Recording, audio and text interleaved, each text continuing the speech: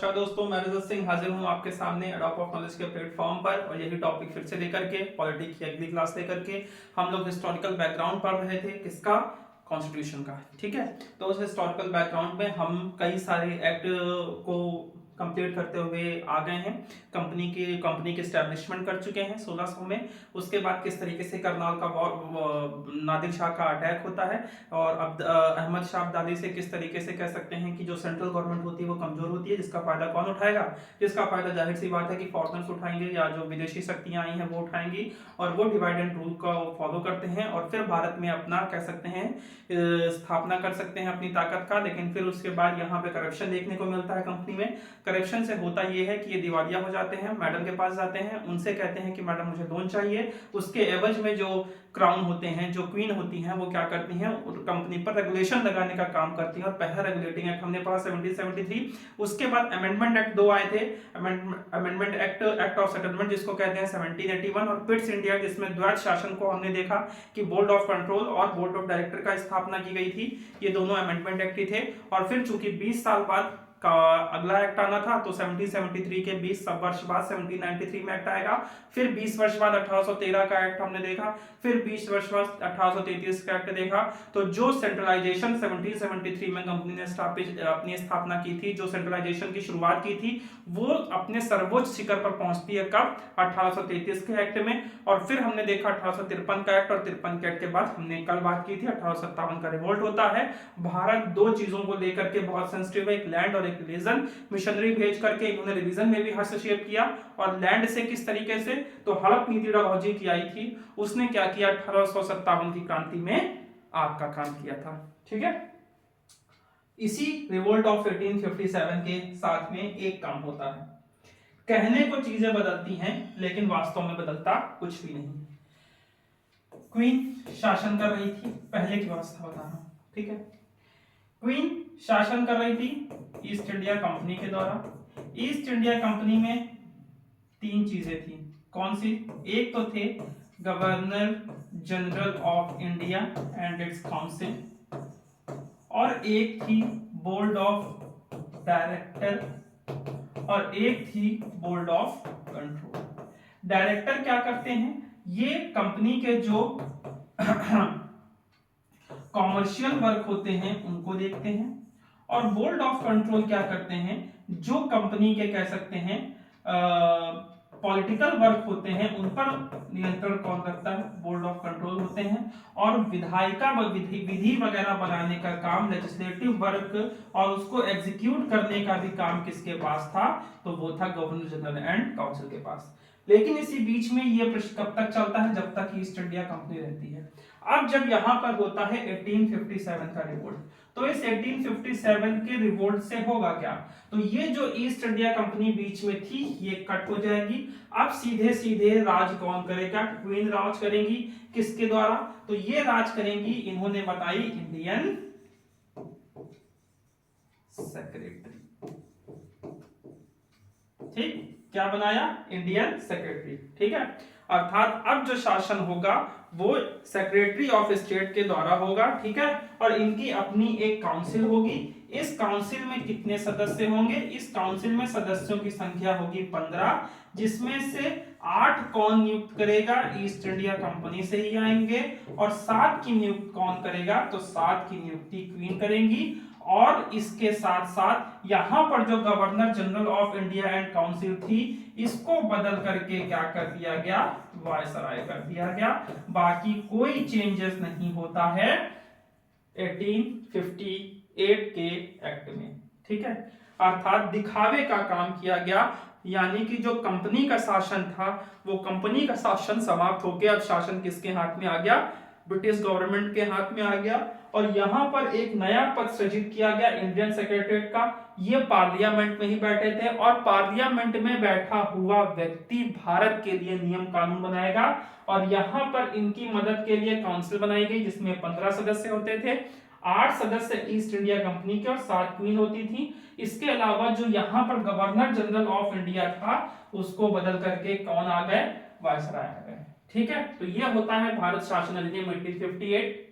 इसमें क्या होता है, भारत में जो कंपनी का शासन चल रहा था उसके स्थान पर अब किसका शासन आ जाएगा, क्राउन का। ठीक है, और ब्रिटिश राज की शक्तियों का प्रयोग, जो ब्रिटिश थी उसकी शक्तियों का प्रयोग कौन करेगा, भारत सचिव द्वारा किया जाएगा। और उन्हें उनकी मदद के लिए काउंसिल भी प्रदान की गई, जिसकी संख्या कितनी थी, 15 थी। और क्या हुआ, ये काम कैसे करेंगे, तो इंडियन सेक्रेटरी काम करेंगे किसके माध्यम से, वायसराय के माध्यम से। ये तो ब्रिटेन में बैठेंगे, तो ये काम किसके द्वारा करेंगे, वायसराय नियुक्त करेंगे, और वायसराय यहाँ के प्रशासन पर पूरा नियंत्रण रखेगा, अर्थात भारत के प्रशासन पर पूर्ण अधिकार किसका होगा, तो वायसराय का होगा। और वो ही प्रतिनिधि करेगा किसका, इंडिया का। गवर्नर जनरल को भारत का वायसराय बनाया गया, और प्रथम वायसराय कौन बने, लॉर्ड कैनिंग।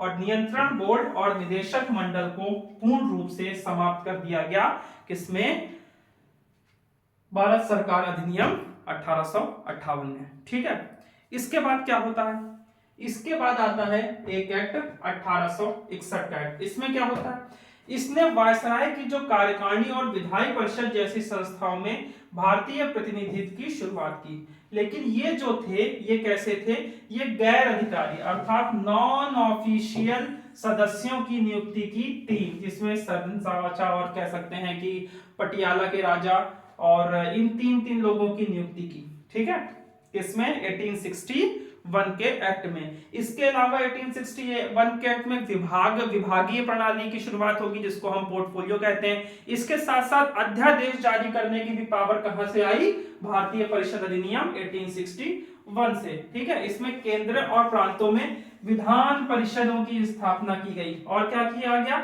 इसमें प्रावधान किया गया कि विधायी कार्य करते समय वायसराय की जो कार्यकारिणी परिषद है उसमें कुछ भारतीयों को भी गैर सरकारी सदस्य के रूप में शामिल करना चाहिए। इसीलिए 3 गैर सरकारी सदस्यों की कह सकते हैं शामिल किया गया, और यहां से पोर्टफोलियो प्रणाली को वैधानिक मान्यता प्रदान की गई। ठीक है, विभागीय प्रणाली की शुरुआत हुई, यहां से पोर्टफोलियो प्रणाली की शुरुआत हुई, और बंबई और मद्रास प्रांतों को विधायी शक्तियां उनको वापस दे दी गई, अर्थात विकेंद्रीकरण की शुरुआत हमको देखने को मिली कहां पर, 1861 के एक्ट में। द एक्ट ऑफ 1861, भारतीय इंडियन काउंसिल एक्ट 1861 में हमें क्या देखने को मिला, विकेंद्रीयकरण की प्रक्रिया देखने को मिली।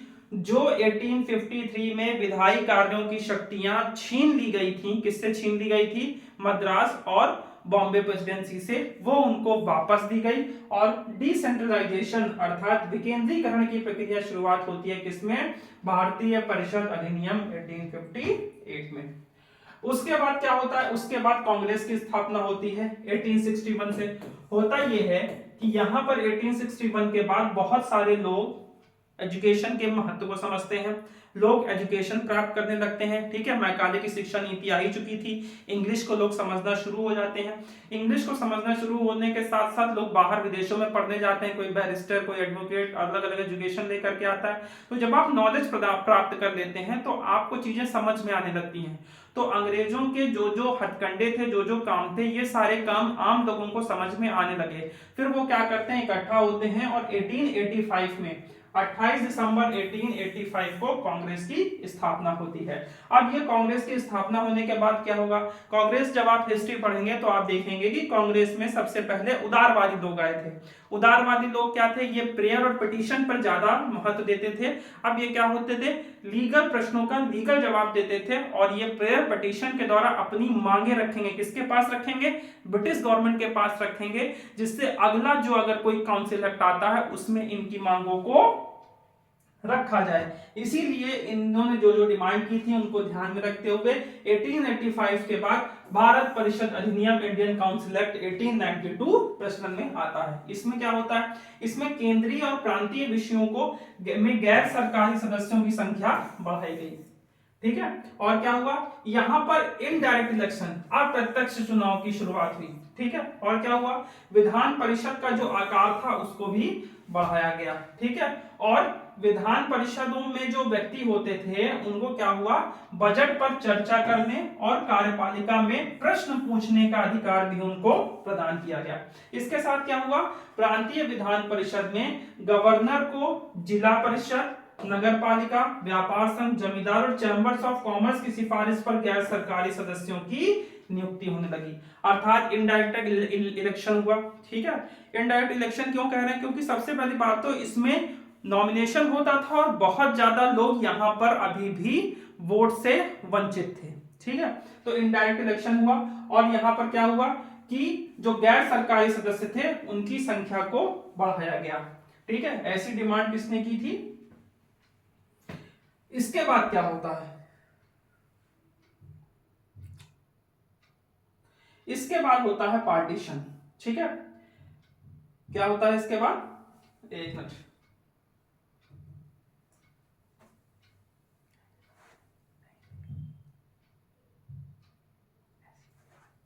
ठीक है, इसके बाद आता है पार्टीशन ऑफ बंगाल। कब होता है, 1905 में क्या होगा, पार्टीशन होगा।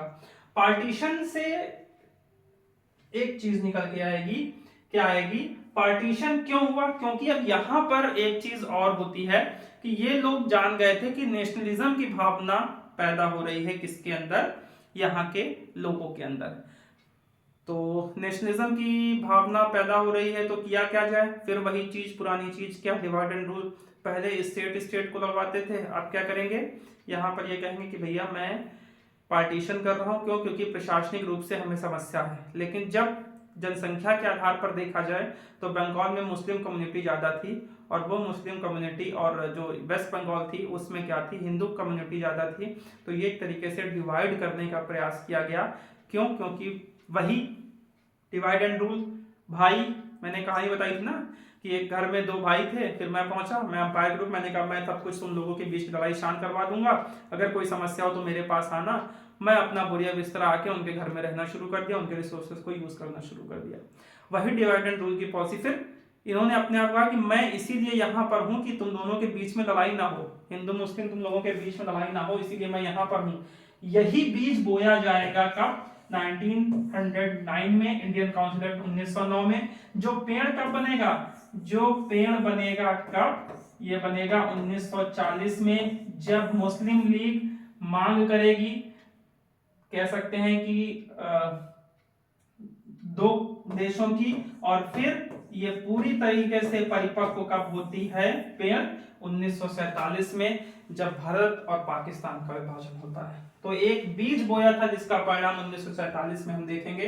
तो इसमें हुआ क्या, इसको मार्ले मिंटो सुधार के नाम से जानते हैं। ये मार्ले कौन थे, ये थे इंडियन सेक्रेटरी, और मिंटो कौन थे, ये थे भारत के वायसराय। सुधार के नाम से जाना जाता है, सुधार के नाम पे कुछ नहीं किया था।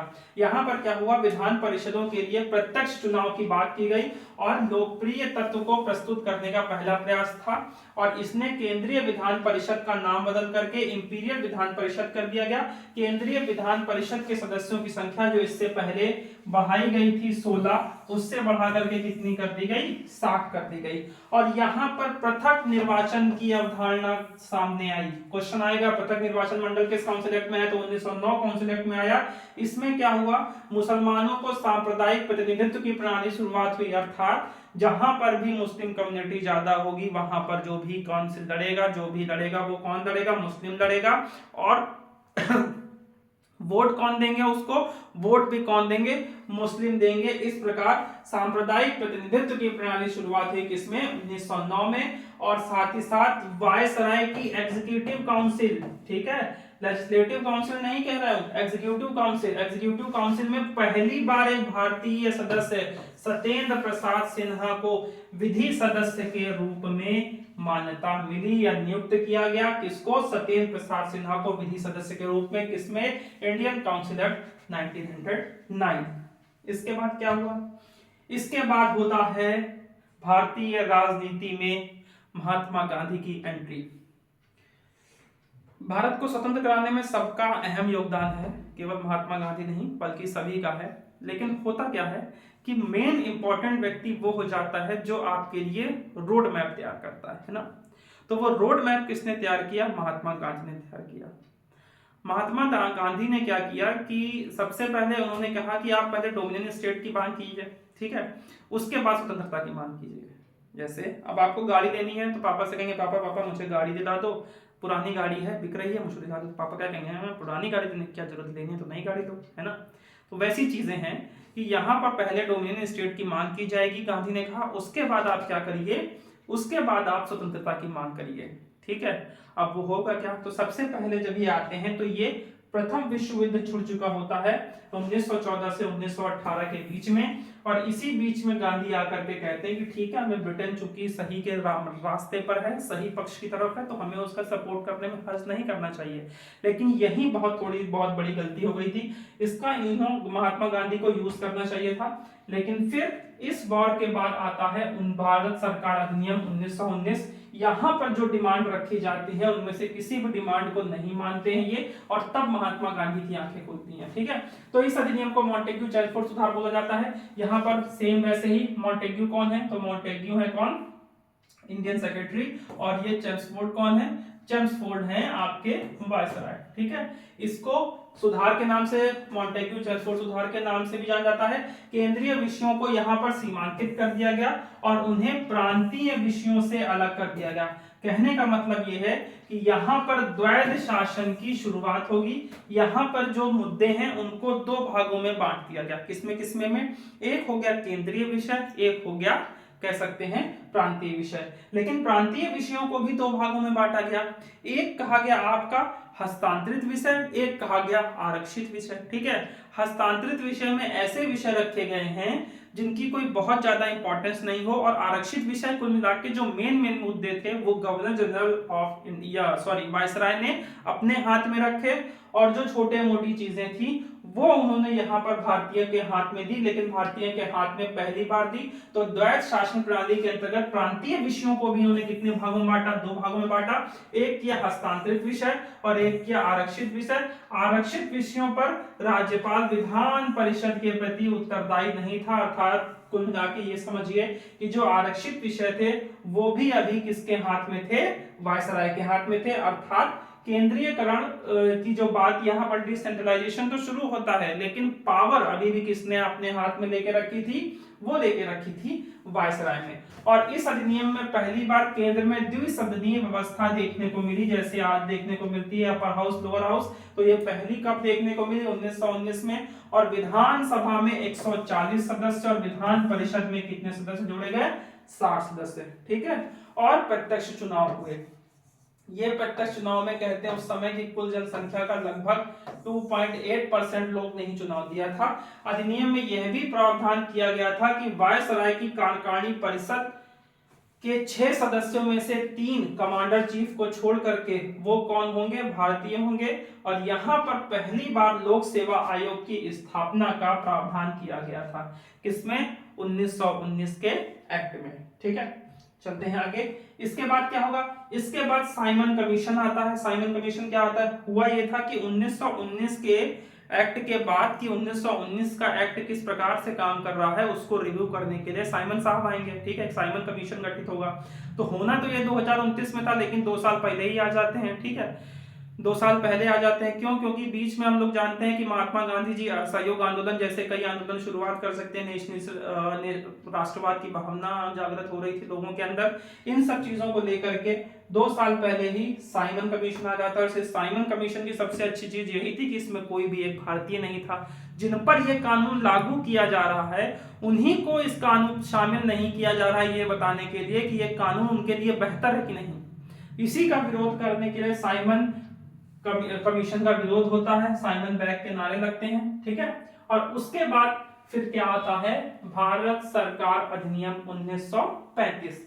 यहां पर ये क्या होता है, सुधारात्मक कार्य के रूप में 1935 आता है, लेकिन इसमें भी कोई सुधारात्मक चीजें देखने को नहीं मिलती हैं। ठीक है, इसमें कहा जाता है 321 अनुच्छेद और लगभग 12 अनुसूचियां थी। इसमें पहली बार अखिल भारतीय संघ की स्थापना का प्रावधान किया गया था, जिसमें प्रांतों और रियासतों को इकाई के रूप में शामिल किया गया था। ठीक है, और इसमें 3 अनुसूचियां बनाई गई थी। ठीक है, कौन कौन सी, केंद्र और इकाइयों के बीच शक्तियों को 3 में विभाजित किया गया था, संघीय सूची, प्रांतीय सूची और किसमें विभाजित किया गया था, समवर्ती सूची।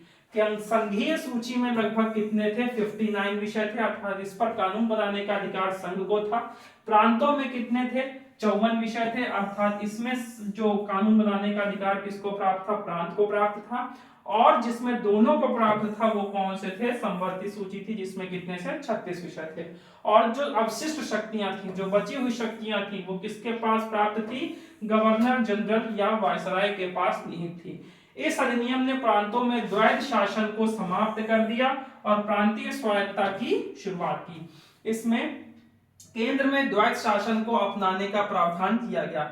11 में से 6 प्रांतों में द्विसदनीय व्यवस्था को लागू किया गया। ये 6 प्रांत कौन कौन से थे उनको देख लेते हैं। असम, बंगाल, बंबई, बिहार, मद्रास और संयुक्त प्रांत। और संघीय न्यायालय की स्थापना का प्रावधान किया गया और भारतीय परिषद को समाप्त किया गया। इसके साथ साथ यहाँ पर आरबीआई जो पहले से काम कर रहा था उसको कह सकते हैं आरबीआई की स्थापना की गई, एक रेगुलेटिंग एक्ट बनाया गया और आरबीआई को मान्यता प्रदान की गई 1935 के एक्ट में। ठीक है, फिर इसके बाद क्या होता है, सेकेंड वर्ल्ड वॉर स्टार्ट हो जाता है।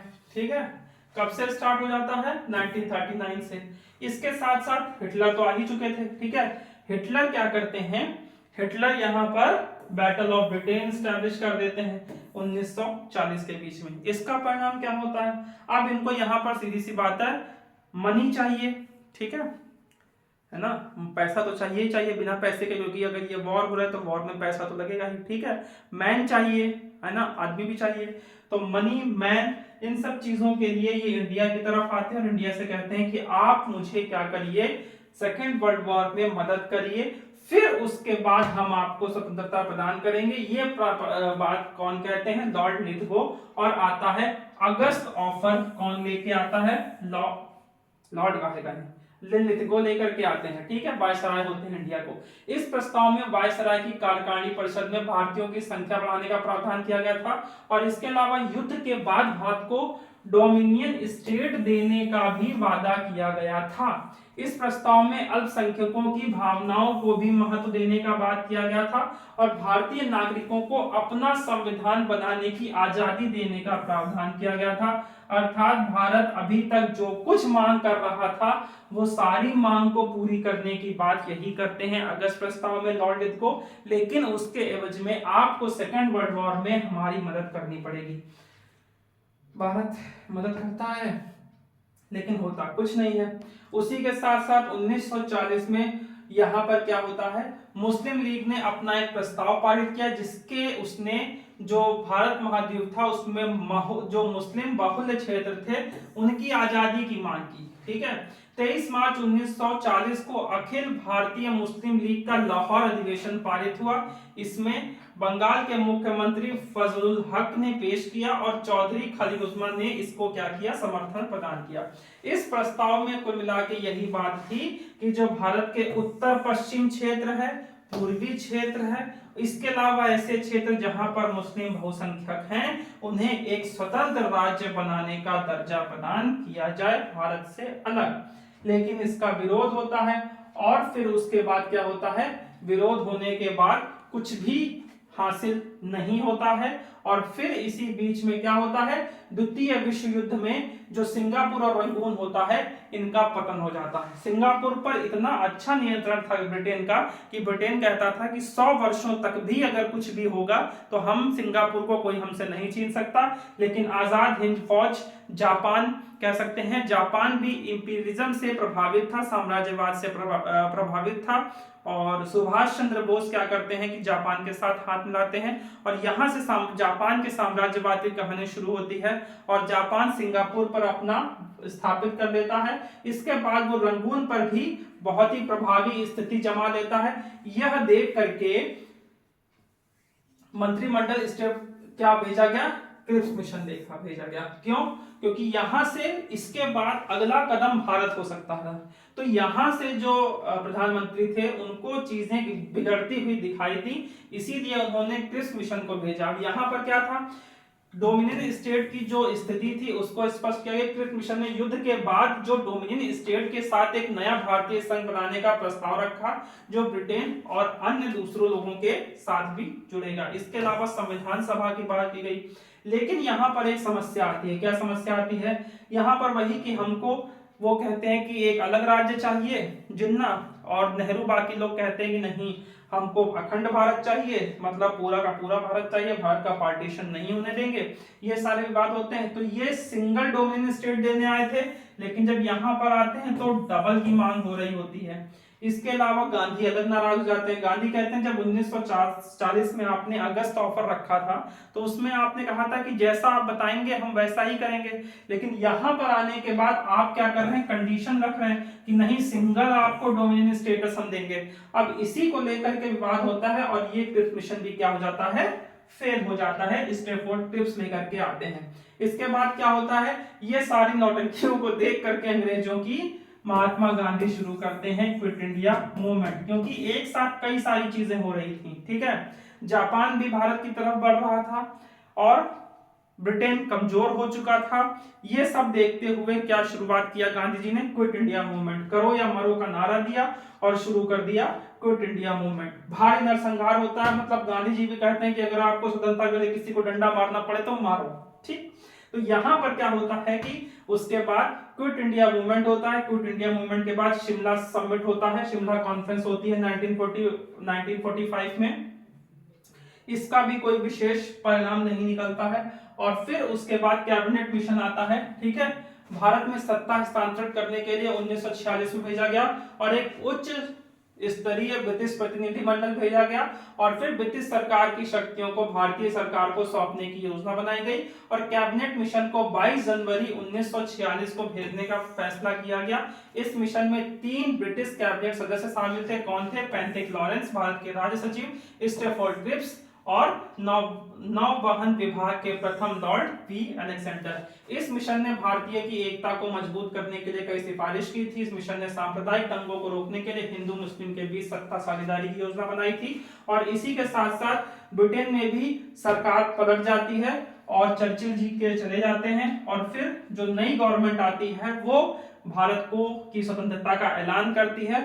और उसके लिए जो सबसे बड़ी समस्या थी 2 राज्यों के लिए, उसके लिए माउंटबेटन को भेजा जाता है और माउंटबेटन अपना प्लान प्रस्तुत करते हैं जिसमें भारत के पार्टीशन की बात होती है और इंडिया और पाकिस्तान को अलग अलग कर दिया जाता है माउंटबेटन प्लान के तहत। और सबसे लास्ट में भारत स्वतंत्र हो जाता है और फिर सबसे लास्ट में आता है भारतीय स्वतंत्रता अधिनियम 1947। इसमें भारत को एक स्वतंत्र और संप्रभु राज्य घोषित किया गया था और भारत अपना संविधान बनाने के लिए तैयार हो जाता है। जो 9 अगस्त 1946 को पहली बैठक होती है, सत्येंद्र प्रसाद सिन्हा जिसके अध्यक्ष होते हैं और फिर वहां से भारत का संविधान बनना शुरू होता है जो 26 नवंबर 1949 को बन करके तैयार होता है, लागू किया जाता है 26 जनवरी 1950 को। और इस बीच में 47 से लेकर के 49 के बीच में कौन सा ऐसा भारत कह सकते हैं कि किस कॉन्स्टिट्यूशन को मानेगा, तो जो रेगुलेशन एक्ट 1935 था उसी को फॉलो किया गया था और 26 नवंबर 1949 को भारत का संविधान बन करके तैयार होता है जिसे 26 जनवरी 1950 को लागू किया जाता है।